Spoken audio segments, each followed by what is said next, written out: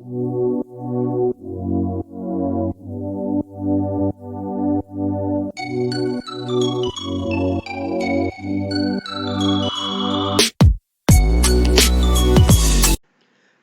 Hi guys. आज हम बात करेंगे भारत पर होने वाले विदेशी आक्रमण के बारे में।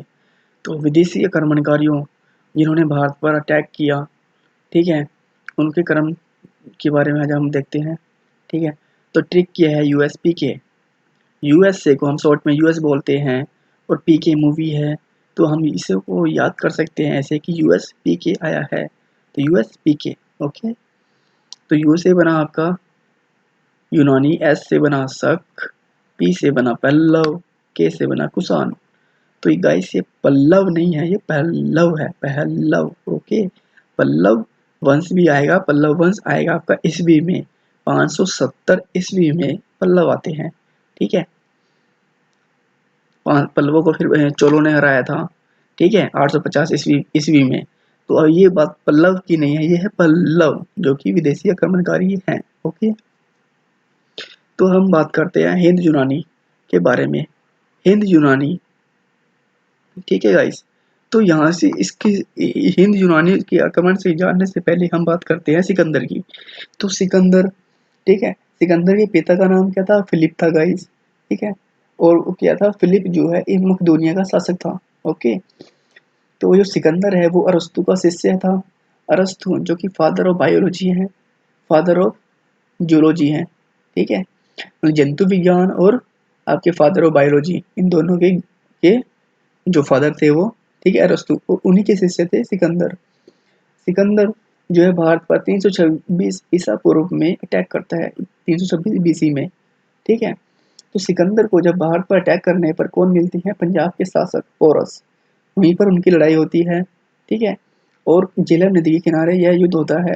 इस युद्ध को हेडे स्पीच के युद्ध के नाम से भी जाना जाता है, हेडे स्पीच। ओके गाइस, तो सिकंदर की सेना ने, ठीक है, व्यास नदी के तट पर पहुंचकर जो है आगे उसे क्रॉस करने से मना कर दिया था, ठीक है। व्यास, व्यास का मतलब होता है डायामीटर, ठीक है। तो व्यास नदी का डाया बहुत बड़ा है, ठीक है। तो इसको डाया को देखकर, उसके व्यास को देखकर उसकी सेना डर गई थी, वो उसे क्रॉस करने से मना कर देती है और वापस चली जाती है। तो 325 ईस्वी पूर्व में भारत से सिकंदर लौट जाता है और 323 ईस्वी पूर्व में बेबीलोन में 33 वर्ष की अवस्था में सिकंदर की डेथ हो जाती है। 323 और 33 है ना गाइस, 10 का डिफरेंस है। तो सिकंदर का अब सेनापति कौन था? सेल्यूकस निकेटर था। ओके गाइस, तो सेल्यूकस निकेटर जो कि सिकंदर का सेनापति था, अब सिकंदर की डेथ होने के बाद सिकंदर का जो सारा शासन था, मध्य एशिया वाला हो गया, ओके गाइस, ईरान हो गया, तो इधर का जो सारा एरिया था इसे कौन संभालता है? सेल्यूकस निकेटर संभालता है। अब सेल्यूकस निकेटर के उत्तराधिकारी कौन थे? एंटियोकस प्रथम, उसके बाद एंटियोकस द्वितीय। एंटियोकस द्वितीय के टाइम पर लड़ाई होती है गाइस, ठीक है, विद्रोह होता है उसमें। फिर बैक्टीरिया का शासन स्टार्ट होता है, ठीक है। अब जो भारत में जो अटैक होता है, भारत में जो आक्रमणकारी है सबसे पहले, वो बैक्टीरिया के ही शासक होते हैं। बैक्टीरिया जो कि एरिया है, जो कि सेल्यूकस निकेटर के अंडर था पहले। ओके, तो बैक्टीरिया, तो जो बैक्टीरिया कहाँ पर है आपके गाइस? हिंद कुशी पहाड़ी, जो कि आपके अफगानिस्तान के उधर पड़ती है, पाकिस्तान के उधर, ठीक है। तो अफगानिस्तान के उत्तर में, ठीक है, ये आपको जो एरिया है वो बैक्टीरिया एरिया के अंदर आता है, मतलब कि ईरान हो गया आपका, ठीक है, और अफगानिस्तान हो गया, ये आपका बैक्टीरिया के अंदर आता था। ओके, तो वहाँ के शासक डेमेट्रियस ने 190 ईसा पूर्व में भारत पर अटैक किया। ओके, 190 ईसा पूर्व में अटैक करता है डेमेट्रियस, ठीक है। उसकी जो कैपिटल थी वो क्या थी गाइस? साकल। साकल को कैसे याद करोगे?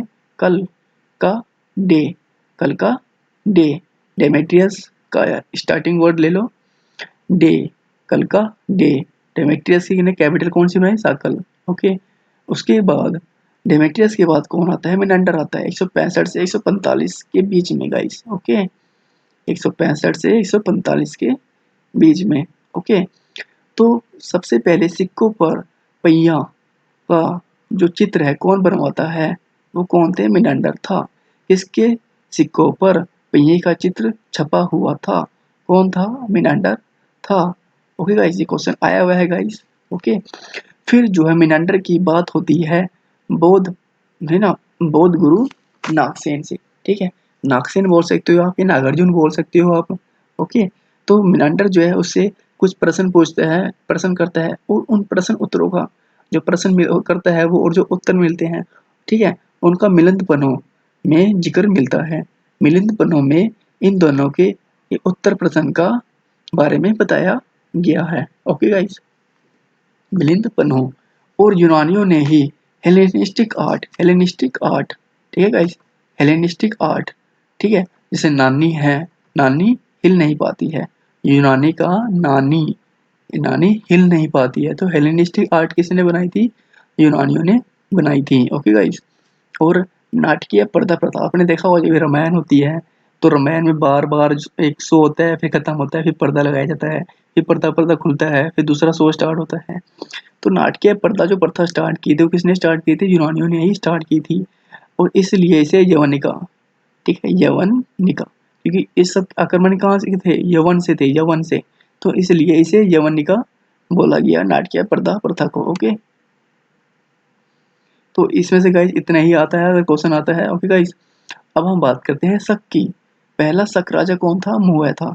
मोरा शक तेरे पर, मोरा शक तेरे पर, तो मोय पहला राजा था। ओके, और सबसे पहला प्रतापी राजा कौन था शक का? रुद्रदमन प्रथम, रुद्रदमन प्रथम। ओके गाइस, तो इसका शासन कहाँ पर था? गुजरात के अंदर। इसने क्या किया?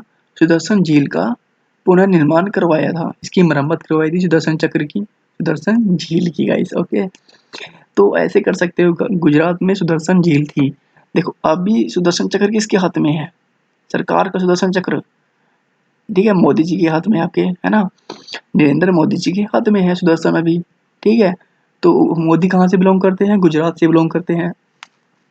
तो रुद्र दमन सुदर्शन झील, ठीक है, और रुद्र दमन, मैं बात कर, रुद्र अवतार किसका है?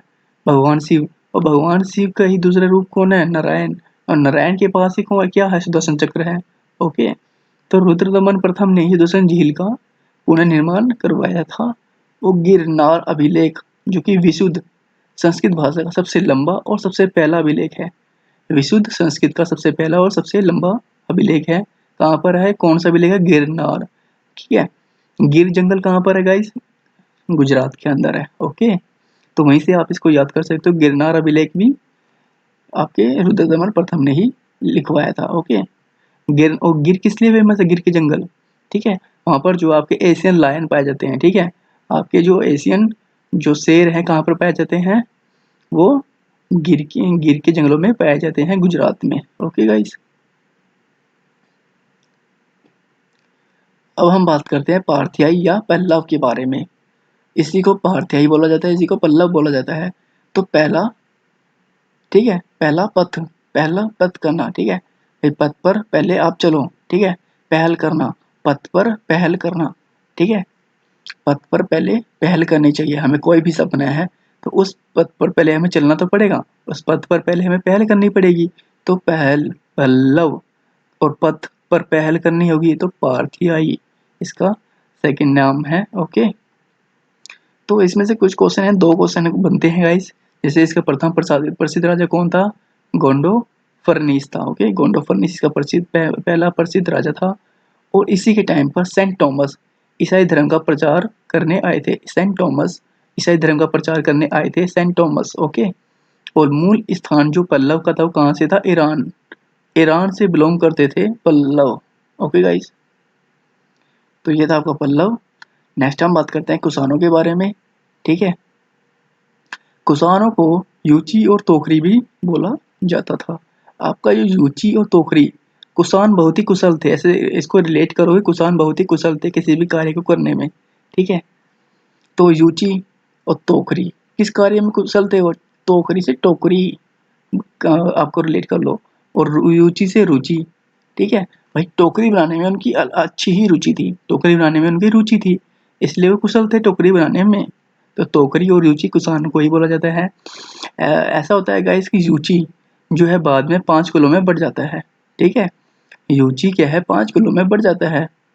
ये कबीला जो है यूची कबीला 5 कुलों में बट जाता है। उन 5 कुलों में से ही एक कुषाण होते हैं। ओके गाइस, बाद में इन्हीं को यूची और तोकरी बोल दिया जाता है।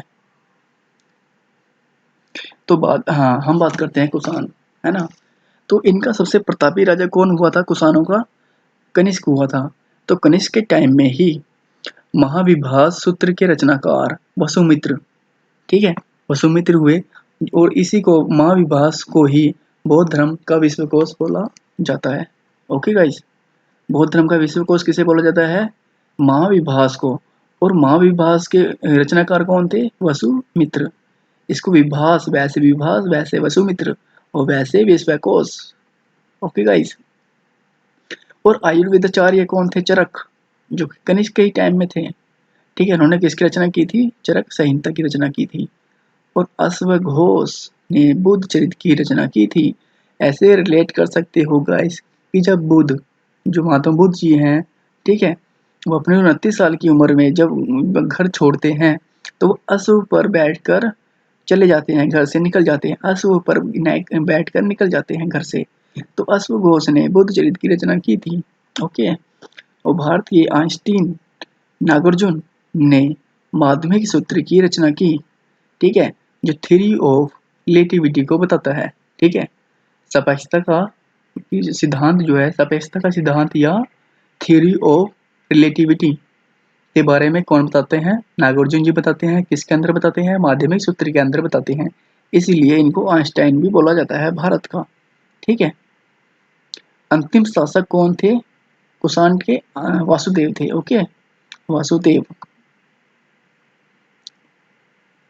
और जो कुषाणों को देवपुत्र भी बोला जाता है, कुषाणों को देवपुत्र भी बोला जाता है। और ये उपाधि कुषाणों ने कहाँ से ली थी? चीनियों से ली थी। ओके, देवपुत्र की। और कुषाणों के टाइम में ही गंधार और मथुरा शैली का विकास होता है। ओके गाइस, और रेशम मार्ग पर नियंत्रण भी कौन रखते हैं? कुषाण बहुत ही कुशल थे रेशम मार्ग पर नियंत्रण रखने में या रेशम बनाने में। और रेशम बनाने की सबसे पहले टेक्निक किसने खोजी थी? चाइना ने खोजी थी। ओके गाइस, ये तो थे आपके कुछ फैक्ट्स। अब मैं सबसे इम्पोर्टेंट फैक्ट जो है वो है शक संवत और आपकी विक्रम संवत। ओके, मैं बोल रहा हूँ विक्रम संवत। ठीक है, तो जो विक्रम संवत थी गाइस, है ना, विक्रम संवत, गाइस, जो विक्रम संवत है वो कब स्टार्ट होती है? अब ध्यान से देखना गाइस, 5, 6, 7, ओके, और 8, इसको ऐसे याद करो। अब देखो, ये है 56 और ये है 78। मैं बोल रहा हूँ विक्रम संवत। विक्रम संवत को चलाया था, ठीक है, उज्जैन के एक शासक थे विक्रमादित्य। ठीक है, उज्जैन के एक शासक थे। ठीक है, तो उन्होंने ही विक्रमादित्य या विक्रम संवत चलाई थी। 56 तो नहीं है गाइस, एक्चुअली ये तो जस्ट एज ए ट्रिक था। इसको यहाँ पर क्या लिखो, इसको बस ऐसे याद कर लो कि यहाँ अगर 8 है ना तो यहाँ भी 8 है। ओके गाइस, तो यहाँ क्या आएगा? 58 आएगा। ओके, इसको 5, 6, 7, 8 से याद करोगे तो वहाँ तो ऑप्शन से इजिली इसे टिक कर लोगे। तो 5, 8, 8, इसको 8, 8 से याद रखना, लास्ट में 8 आएगा। ओके, तो 58, ओके, 58 ईसा पूर्व और 78 ईस्वी की बात हो रही है यहाँ पर। ओके, ये एडी है 78। तो इस टाइम पर कनिष्क 78 एडी में, ईस्वी में कनिष्क जो है गद्दी पर बैठता है और वो जो है शक संवत की शुरुआत करता है। अब बात बोलोगे सर, शक शक तो पहले आए थे, शक संवत कनिष्क ने चलाई। हाँ जी, ऐसे ही हुआ था। ओके, तो शक संवत स्टार्ट की थी कनिष्क ने 78 ईस्वी में और शक संवत को ही हमारी सरकार यूज करती है। ओके गाइस, तो शक से ऐसे शक संवत, शक से सरकार। ओके, और 102 ईस्वी में एडी में कनिष्क की डेथ हो जाती है। ओके गाइस, मैं बोल रहा हूँ 58 ईसा पूर्व। अब बात करते हैं विक्रम संवत की। विक्रम संवत को स्टार्ट किया था उज्जैन के शासक जो कि मध्य प्रदेश में है। ठीक है, उन्होंने शकों को हराया था। ठीक है, शकों को हराने के चक्कर के बाद उन्होंने विक्रम संवत की स्टार्टिंग की थी 58 ईसा पूर्व में, 58 बीसी में।